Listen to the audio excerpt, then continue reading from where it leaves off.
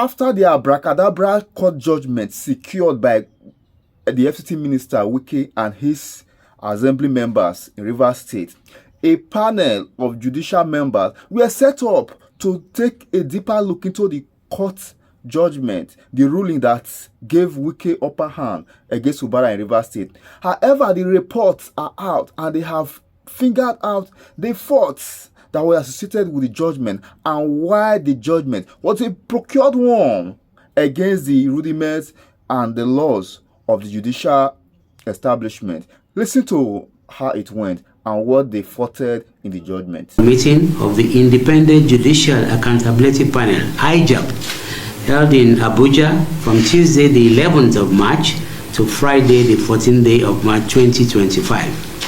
You recall that Action Aid Nigeria has been implementing the project Citizens-Led Engagements on Judicial Accountability in Post-Election Justice Delivery in Nigeria, termed CLIP Justice, since July 2023, supported by Ford Foundation. This is a project designed to promote accountability in post-election justice delivery by increasing civic consciousness, participation, and engagement in electoral adjudication processes. Through citizen-led actions, the project aims to hold tribunals and court judges accountable for transparent justice delivery, ultimately contributing to long-term judicial independence in Nigeria's electoral processes. However, the project is evolving into one that supports citizens' actions toward judicial accountability, which will not be limited to electoral matters.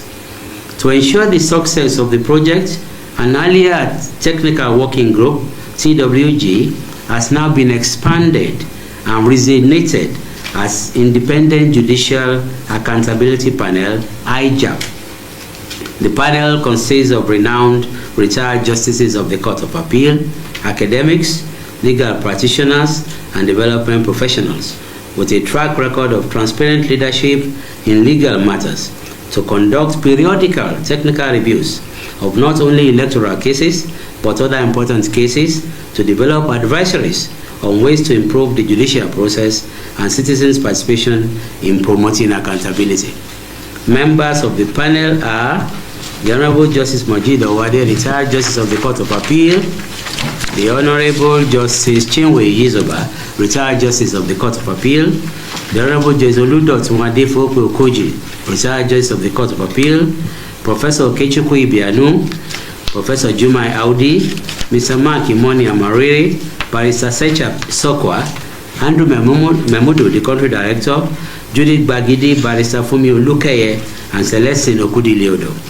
In line with his mandate, IJAP held this inaugural meeting in Abuja from Tuesday, the 11th March 25 to Friday, the 14th March 25. Amongst the cases considered was the analysis of some recent cases of public interest determined by the Supreme Court and the ECOWAS Court, capable of informing citizen-led action on judicial accountability. 3 such cases were considered.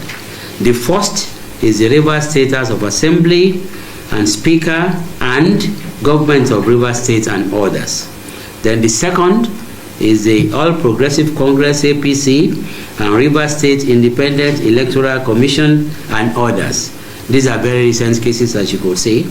And then we have the case of Obianiju, Catherine Ude and others, and the Federal Republic of Nigeria, which is the ECOWAS Court judgment. After exhaustive analysis of the judgments, IJAP made the following key observations and recommendations. A, that the judiciary must exercise caution in handling political matters in order to preserve its integrity and avoid public perception of bias. B, the judgment of the Supreme Court in the consolidated appeals leaves a gap as to whether the issue of alleged defection of 27 members of the Rivers State House of Assembly is still live or has been settled. This is because the court made comments on the issue of defection without actually addressing it. C, that complex and lengthy judgments, of course, defy easy comprehension, and therefore undermine public trust. For this reason, IJAP recommends 1. That the judgments should start with summary of facts. Then 2. Using simpler legal language. Then 3. Mentioning names of parties in the body of judgments rather than solely their legal designations. And 4. Ensuring timely publication of judgments online for easy access by the public. D. Regarding the judgment delivered in Rivers State House of Assembly and Speaker and Government of Rivers State and others, the Supreme Court correctly held that the Federal High Court had jurisdiction over the case. C. Regarding the judgment delivered in APC and Rivers State and Independent Electoral Commission and others, again, we believe that the Supreme Court correctly held that the Federal High Court had jurisdiction. F. In that case, however, the court missed an opportunity to clarify key legal provisions regarding the procedure for local government elections, which the Court of Appeal in the same case extensively dealt with. Also, the court granted all reliefs, that is the Supreme Court, based on affidavit evidence alone without addressing legal interpretations thoroughly. G. That lawyers must prioritize diligence and truthfulness instead of pursuing frivolous matters in court, in the Supreme Court. The simple answer is no. As far as that case is concerned, the Supreme Court is functions official. They have done their bit, that one stays. What we call gap was because they made comments on defection, and we're not too sure whether they actually considered any appeal or cross appeal on the defection. But their attitude was that because of previous decisions which they have seen, that is High Court of Rivers State and Court of Appeal relating to defection, they know that as of the time of writing, they cannot say that 27 members are not members of the assembly. So other issues may still come out from that case from other litigation, but that is what we call the gap. The gap is that, why did you make that comment? Did you make a final pronouncement on that particular issue or not? Are we together, Godwin? Yeah. Okay.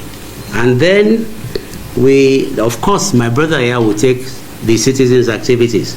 Someone mentioned corruption. I'd like to hear your first name again. What do we do about corruption? Corruption in all places. It's difficult to prove. We're not there. We'll not be able to say.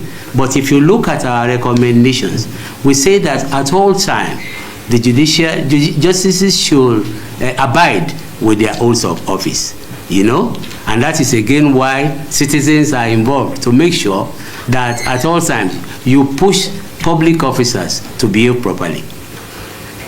Then you mentioned about one case of people that are dead. Yes, that's delay. We have consistently addressed the problem of delay in this engagement. For example, at the technical working group of the CLIP Justice Program, we suggested all sorts of ways to avoid the delays and even conflicting judgments. That is, circulation of judgments on time, so that when you read a judgment, you will not, it wouldn't have to be in conflict with the one that you are deciding. It's about information and circulation. But of course, we went as far as when there are proven almost deliberate conflicting decisions, NJC should intervene. Are we together? Yes, thank you. Yes, on that sense.